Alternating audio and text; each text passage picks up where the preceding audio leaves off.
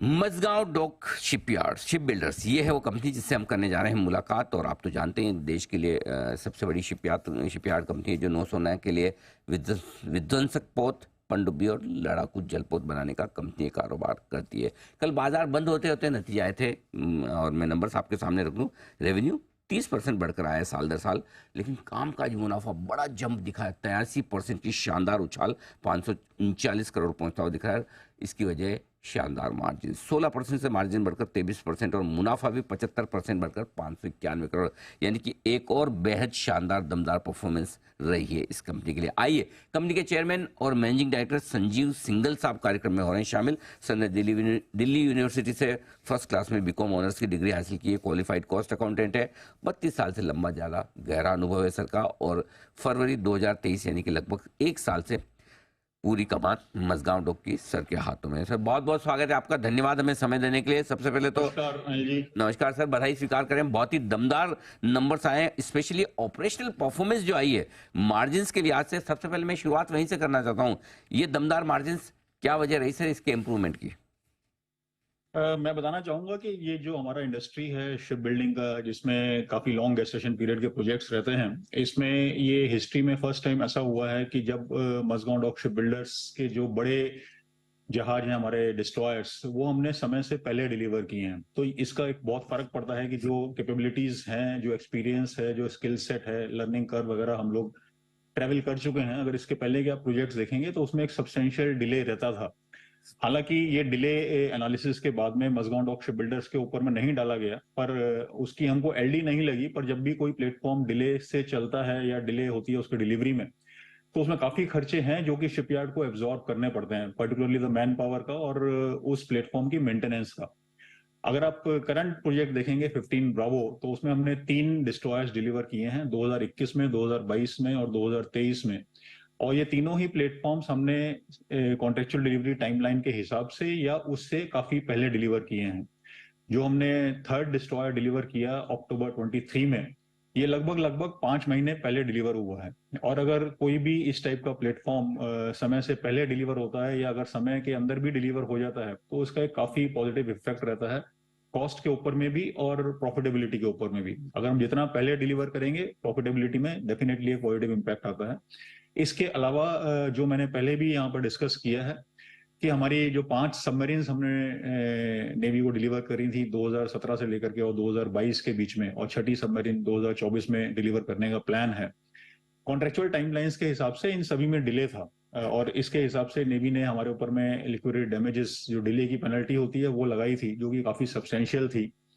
पर एनालिसिस और हमारी रिक्वेस्ट के बाद में जो इसमें एनालिसिस किया गया, तो 5 बोट्स में जो पॉजिटिव एनालिसिस है, और उसमें से 3 बोट्स का हमको रिफंड मिला है लिक्विडेटेड डैमेजेस का, जिसमें एक बोट का, एक सबमरीन का हमको थर्ड क्वार्टर में भी रिफंड मिला है। तो ये रिफंड भी एक प्रॉफिट में डायरेक्टली हमको इम्पैक्ट करता है, काफी पॉजिटिव इम्पैक्ट देता है। एक और फोर्थ बोट का एलडी रिफंड हम फोर्थ क्वार्टर में भी एक्सपेक्ट करते हैं, अगर सारी चीजें ठीक रहती हैं और एनालिसिस कंप्लीट हो जाता है और ये फोर्थ बोट का एलडी रिफंड आता है, तो मुझे लगता है कि फोर्थ क्वार्टर में भी इसका एक पॉजिटिव इम्पैक्ट रहेगा। तो ये कुछ रीजंस हैं जिसकी वजह से जो मार्जिन्स हैं वो हमारी थर्ड क्वार्टर में बेटर रही हैं, जिससे इस साल में भी काफी पॉजिटिव इफेक्ट आएगा। आगे बढ़ते हुए ऑफ कोर्स ये एलडी का जो इशू है सबमरीन केस के ऊपर में, ये तो खत्म हो जाएगा, पर हमारी कोशिश ये रहेगी कि जो हमारे प्लेटफॉर्म्स हैं उनको हम समय से पहले डिलीवर करें। एक फोर्थ डिस्ट्रॉयर 15 ब्रावो प्रोजेक्ट का, उसका टारगेट है 2024 में सेकंड क्वार्टर में डिलीवर करने का। अगर हम सेकंड क्वार्टर में डिलीवर कर पाते हैं तो ये भी एक पॉजिटिव इफेक्ट रहेगा, क्योंकि इसकी डिलीवरी कॉन्ट्रैक्ट के हिसाब से फरवरी 25 है।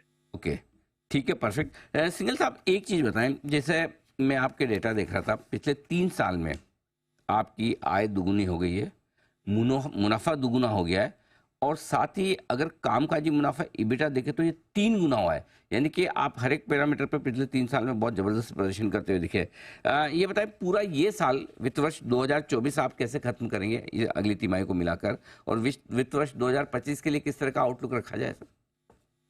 फिलहाल मैं यही बोल सकता हूँ कि 2024 का जहां तक सवाल है, हमने पहले भी ये इंडिकेट किया था कि हम 12 से 15% की ग्रोथ देख रहे हैं 2023 के ऊपर में। तो कोशिश यही रहेगी कि साल खत्म करते करते हम लगभग 15% के आसपास ये साल कंप्लीट करें।